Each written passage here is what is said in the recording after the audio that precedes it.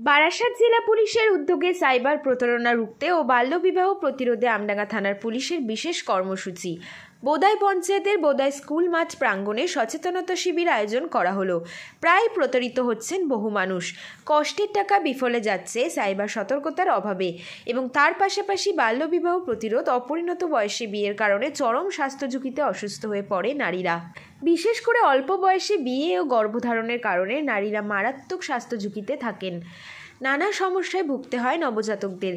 তারই লক্ষ্যে আমডাঙ্গা থানা এলাকার মধ্যে বিভিন্ন জায়গায় জনসাধারণ মানুষের মাঝে সচেতনতামূলক প্রচার আমডাঙ্গা থানার পুলিশের এই বিশেষ উদ্যোগে এদিন উপস্থিত ছিলেন বারাসাত এসডিপিও শ্রী বিদ্যাগড় অজিঙ্ক্য অনন্ত, উপস্থিত ছিলেন আমডাঙ্গা থানার আইসি রাজকুমার সরকার, উপস্থিত ছিলেন ইন্সপেক্টর প্রসেনজিৎ বিষ্ণু, উপস্থিত ছিলেন এসআই তথা সাইবার অফিসার আসিফ মণ্ডল, ওএসআই আতাউর রহমান ও এএসআই শামীম খান।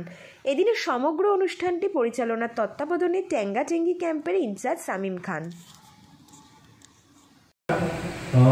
স্পেশালি আইসি আমডাঙ্গা স্যার, আপনাকে একটু ভালো প্রোগ্রাম আছে, একটা ভালো ইনিশিয়েটিভ আছে।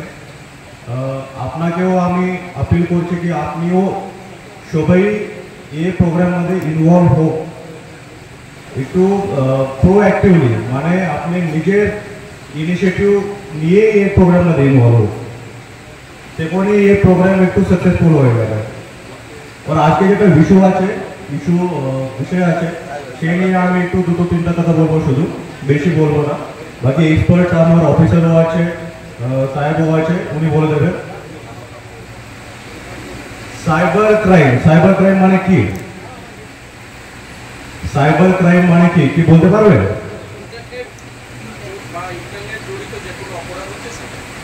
Cyber crime, internet, right. এই অপরাধ এরকম নয় যে আমি আপনার বাড়িতে এসে আপনার থেকে আপনাকে বই দেখে টাকা নিয়ে চলে গেল, এরকম এটা অপরাধ নেই। এটা কিন্তু প্রচুর চ্যালেঞ্জিং অপরাধ। কি রকম হতে পারে? ধরুন আমি ফ্রড মানুষ, আমি আপনাকে কল করলাম, ধরুন কাকে কল করলাম, আপনি একটু আমার সঙ্গে একটু কথা বলবেন আপনি? যদি ধরুন আমি কল করছি আপনাকে কল করলাম, আমি বললাম কি আপনার ব্যাংক অ্যাকাউন্ট ফ্রিজ হয়ে গেল, বন্ধ হয়ে গেল। আমি ব্যাংক থেকে বলছি, ব্যাংক এমপ্লয়ি আছি, আপনার অ্যাকাউন্ট ফ্রিজ হয়ে গেল। যদি আপনি তাড়াতাড়ি একটা ফর্ম ভরে না অথবা একটু টাকা দেবেন না, তো আপনার অ্যাকাউন্ট বন্ধ হয়ে যাবে, আপনার টাকা সবই শেষ হয়ে যাবে। তো আপনি কি হয়ে যাবে? আপনি একটু প্যানিক হয়ে যাবেন।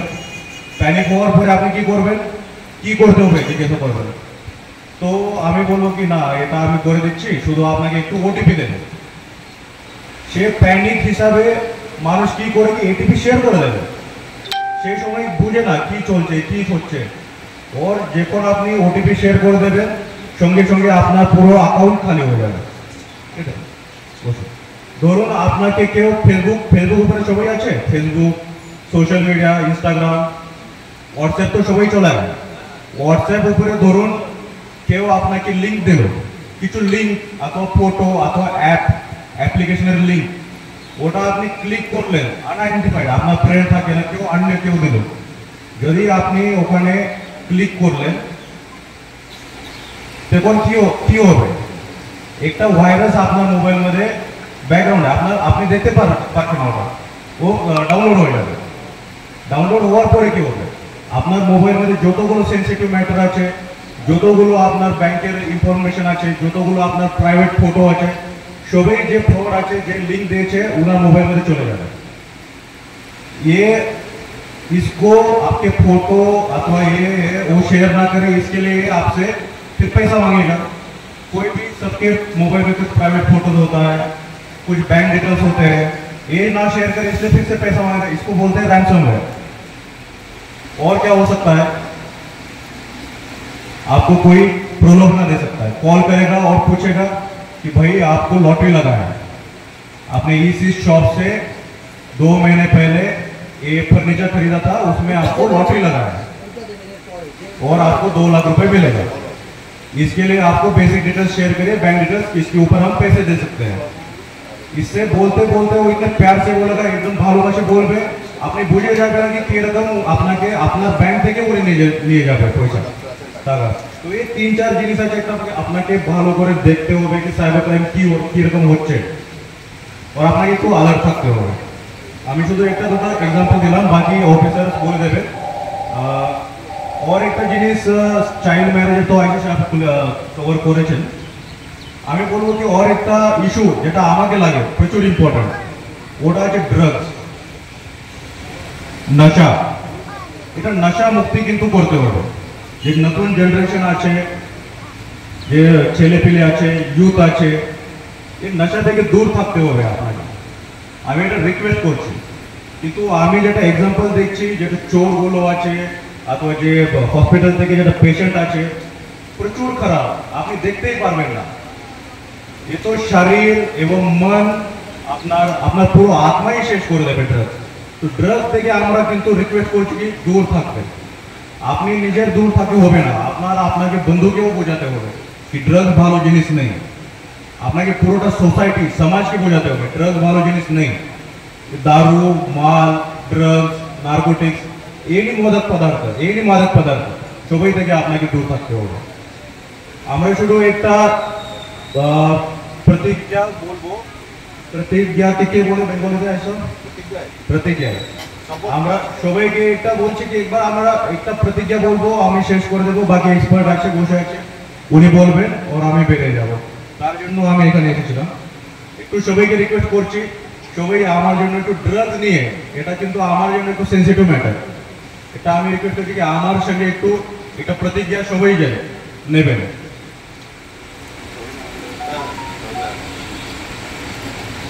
আমরা একটু পিছনে পিছনে বলবেন সবাই, আমি রিকোয়েস্ট করছি। আমি শপথ করছি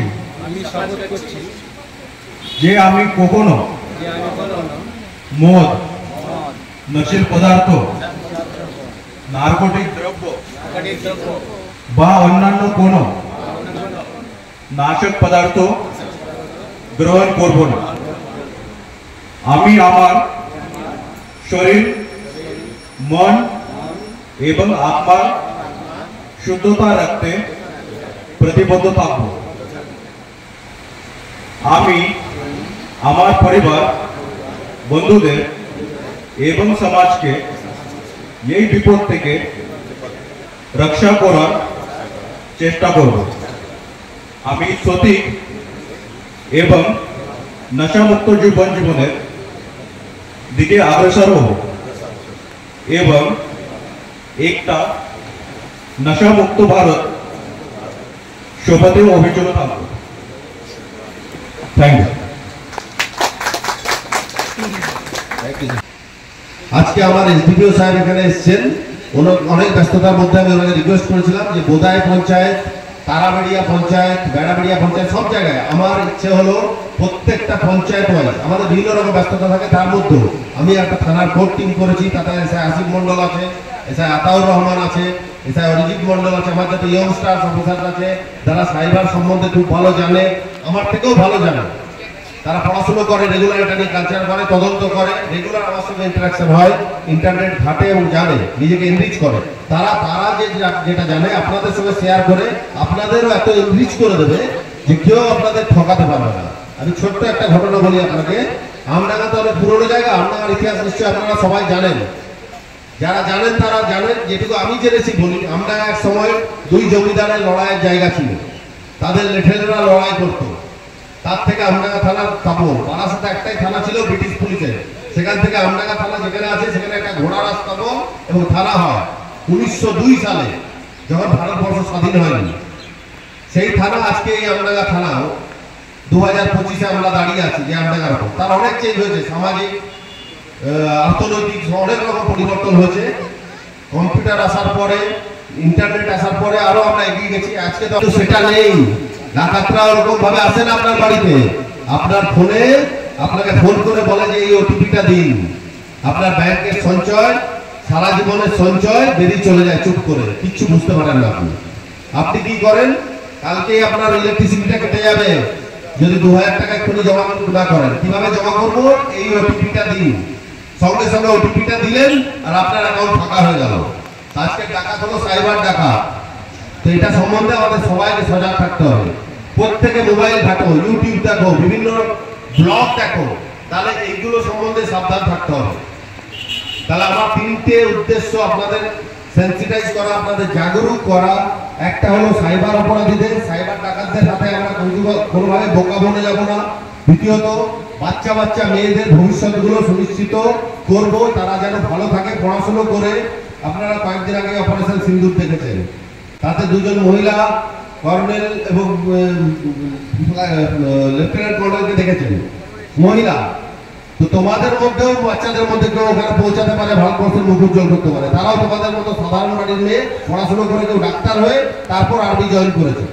কিন্তু অভিভাবক যারা আছেন আপনারা, আপনাদের কিন্তু সেই হেজারটা নিতে হবে। তো সেই কারণে কিন্তু এটা তার জন্য নয়, আপনাদের নিজেদের সেফ থাকার জন্য কিন্তু নিজেদের ছেলে মেয়েগুলোকে সেফ রাখাটা জরুরি, তাই না? ভুল বলছি কি? যে আপনাদের নিজেদের কনসার্ন, কিন্তু আপনাদের নিজেদের মাথা ব্যথা। যদি একবার ধরে ফেলে, একবার যদি বিপদে চলে যায়, সবচেয়ে বেশি ভুগবেন আপনারা। তো সেই কারণে এই সমস্যাটা কিন্তু শুধু আলোচনার বিষয় নয়, পুলিশে শেখানোর বিষয় নয়, আপনাকে নিজেকে ফিল করতে হবে যে এই সমস্যাটা যদি একবার আসে তাহলে আমার কি হবে, আমাকে কত ঝক্কি পড়তে হবে, কত থানা পুলিশ উকিল এই সঙ্গে আমাকে ঝকমারি পেতে হবে। তো দিস ইজ ইয়োর প্রবলেম। সেই জন্য সেই জিনিসটা কিন্তু আপনাদের নিজেদের বুঝতে হবে। আমরা টেকনিক্যাল সাইড অনেক কিছু আলোচনা করতে পারি, ড্রাগস চেনাতে পারি, ড্রাগসের সম্পর্কে বলতে পারি, কিন্তু আসল সমস্যাটা কিন্তু আমাদের এই জায়গায় যে দুটো জিনিস। এক, যদি আমরা মেয়েদের ঠিক মতো শিক্ষা না দিতে পারি, তাদের পুষ্টি না দিতে পারি, তাদের যদি ঠিকভাবে বড় করতে না পারি, তাহলে একটা বড় সমস্যা। তাদের তাড়াতাড়ি বিয়ে দিয়ে তাদের শরীরটাকে নষ্ট করা, তাদের পরিবারটাকে ঝঞ্ঝাটে ফেলা। এবং 2 নম্বর হচ্ছে ড্রাগস এবং নেশা থেকে যদি আমাদের বাড়ির ছেলে মেয়েদের আমরা যদি দূরে সরিয়ে রাখতে না পারি, বা যদি বাই চান্স কখনো ঝামেলায় পড়েও থাকে, তাকে যদি তাড়াতাড়ি বার করে না আনতে পারি, তাহলে কিন্তু পুরো ঝামেলাটাই আমাদের এবং আমাদের পুরো পরিবারকে পোহাতে হবে। তো খুব বেশি কিছু বলার নেই, আমাদের হয়তো ভবিষ্যতে আরো এরকম হবে, কিন্তু আমাদের এই জায়গাটায় মেইন পয়েন্ট হচ্ছে এটা যে আমাদের বুঝতে হবে যে আমাদের নিজেদের সেফ জোনে রাখতে গেলে আমাদের বাচ্চাদের ছেলে মেয়েদের কিন্তু এই বিপদগুলো থেকে সরিয়ে রাখতে হবে, যেভাবেই এই কালচারটার মধ্যে ঢুকতে দেওয়া যাবে না। তো এই বলে আপনাকে সবাইকে নমস্কার জানিয়ে এবং আমাকে আসার জন্য, আমার ডাকার জন্য আমার বন্ধুকে ধন্যবাদ জানিয়ে